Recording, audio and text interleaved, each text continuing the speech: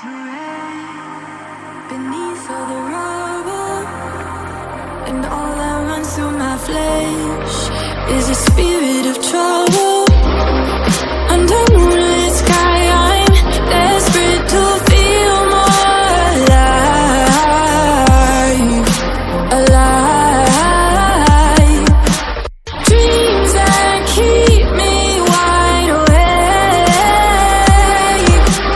call me up out of the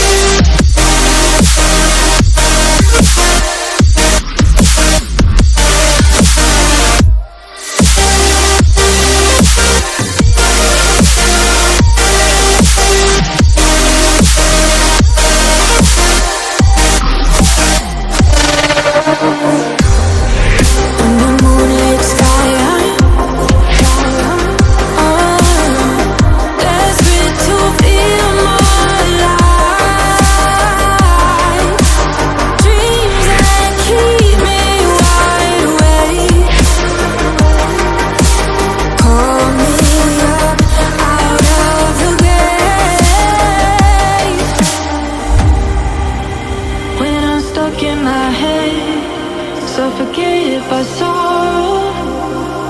My bones start to disconnect. My soul becomes hollow. In the